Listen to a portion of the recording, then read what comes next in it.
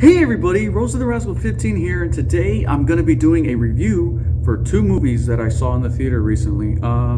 Usually I would do this in a style of, normally I like to do my movie reviews in an edited style, with pictures and, just make it all fancy, but I've been very busy, people. I've been very busy, so I haven't had the time to make a edited style video review, so I figured I'd just talk about the movies like this, and I give you a movie review. So the first one I want to talk about is the new 007 movie, No Time to Die, which I never thought I was going to see this film. It's been delayed like 3 times. It was supposed to come out April 2020, and it barely came out just this month. Of all times, a James Bond movie came out during Halloween time. And speaking of Halloween, we'll get to that one after this movie review. So what did I think of Daniel Craig's final outing as James Bond, No Time to Die? I thought it was pretty good. Despite a couple of flaws, I thought it was a solid film.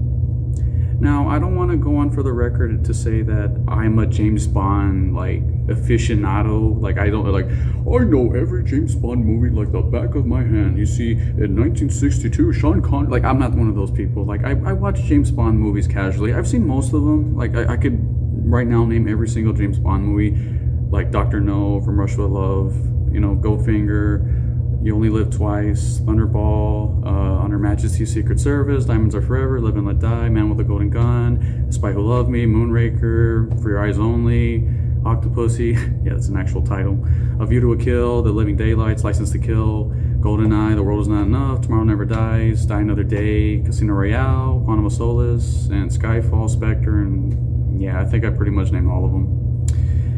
I've enjoyed most of the James Bond movies. I thought that at their worst, they were still entertaining. They were dumb, but they were entertaining. At their best, they're some of the best action films I've seen. Some of my personal favorite James Bond movies include GoldenEye with Pierce Brosnan, Casino Royale, and Goldfinger. Those are pretty much in my top 3 James Bond movies of all time. And then we have some of the bad ones, the ones I just absolutely despise, like Sean Connery's Diamonds Are Forever, or A View to a Kill, or Die Another Day. I feel like those are really bad James Bond movies. Or Quantum of Solace. I didn't really like those. Those are what I consider bad ones. I really enjoyed this film. I'm not going to do any spoilers for those who don't know. I'm not going to do spoilers, so if you haven't seen the film, don't worry, no spoilers. No Time to Die has a lot of action, and it actually surprisingly has a lot of more emotion than I thought. It kind of reminds me a lot of, if you ever seen the movie On Her Majesty's Secret Service, it's a James Bond film as well. It has a lot of emotional character driven.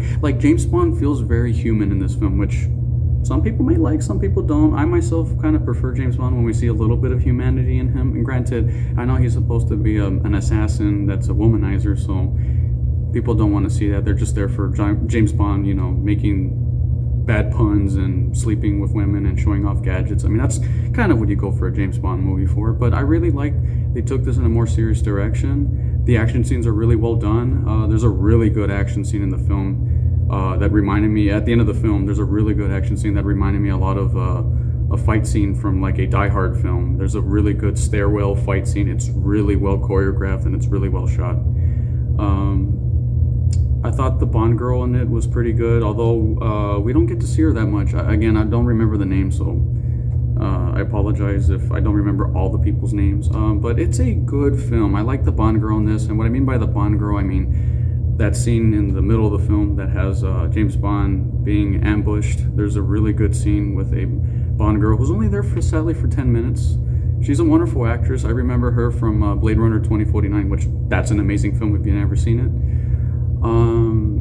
007, No Time to Die, it's really good. The only flaws I have with it is just that, yeah, the story may not be the greatest, and sometimes there's a few plot holes that you can tell they might have been there because of the pandemic. I'm not 100% sure, but I wouldn't be surprised if the pandemic caused the movie not to be as well written. Kind of like Quantum of Solace, that movie got altered because of a writer's strike, so it wasn't as well written as some of the other Daniel Craig films.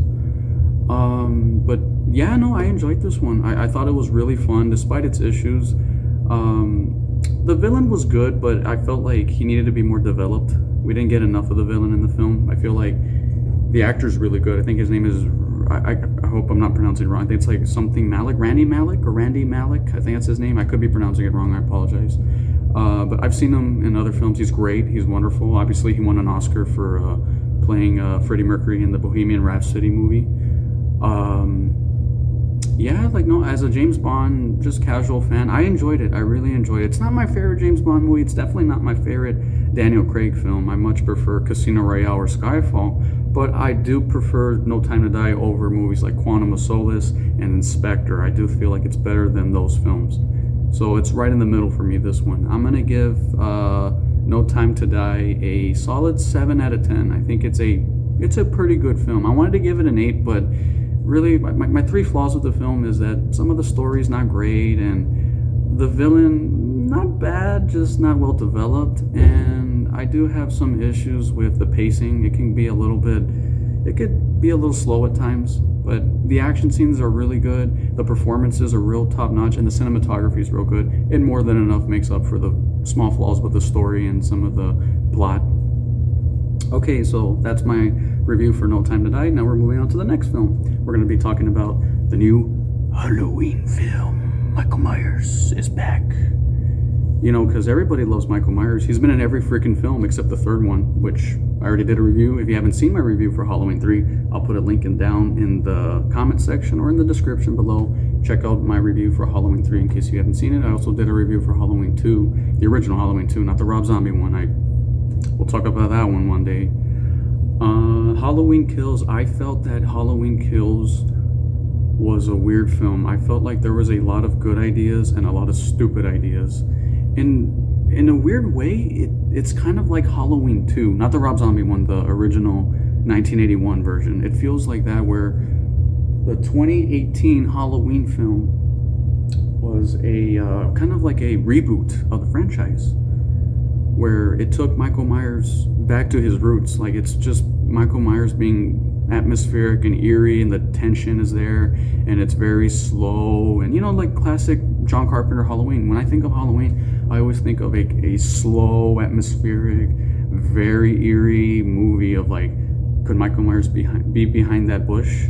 Is Michael Myers in the distance? What was that? Did I just see Michael Myers? Like, it has this like creepy feeling of like, he's gonna get you. Like, Michael Myers almost feels like a ghost in that first Halloween film. And this movie's weird because Halloween Kills is very much like Halloween 2, where Michael Myers is he's more like Jason Voorhees in this. He's more slashing and killing, and some people may not like that. Some people might prefer Michael Myers being more like how he was in the 2018 version and the first movie, where he was a lot more, just there in the background, and then he would pop out for the kill. Like, that was the only time Michael Myers was seen, when it was like, oh crap, he's gonna kill someone. But this time you get to see more of Michael doing like, you see more of Michael in this film, which, for Michael Myers fans, they may like that. I liked it. But for fans that wanted to have a more, like, I guess, more slower type of horror film, you're not gonna get that. If you love the 2018 Halloween film, you're probably not gonna like this one as much, as they go for more gore instead of scares. It's not a bad film. I mean, I still enjoyed it despite its issues. Mainly the biggest issue I had with the film, just like the James Bond film, the plot. The plot doesn't go anywhere for me. It just feels like, it feels like you were watching like a compilation of like the best Michael Myers kills, and that's it. For some people, that might just be like, I want to go see it for that reason. It's a very entertaining film, but just keep in mind the story doesn't go anywhere. It doesn't really feel like you got to know more about the characters. It feels more like it was just more Michael Myers carnage, which, hey, I'm a horror fan, I don't mind it, but just like Halloween 2, the original, it takes place in a hospital, and it doesn't have as good of a story as the first one, and it's an entertaining sequel. I feel like it's a very entertaining sequel despite its issues. I think the main issue I had, like I said, was just the story, and I really hate the dialogue in the film. It's got some of the worst dialogue I've heard in a while. Everybody, of course, knows the whole, like, evil dies tonight, the evil dies tonight. All that is just a little too overdone, and it came off very cringy, in my opinion, at least. I mean, some people might think it's cool, but I found it very awkward and just very cringy. But the movie, it's fun. it got some genuine scares out of me, and Michael Myers is really terrifying in this, so it's a plus. It's a plus.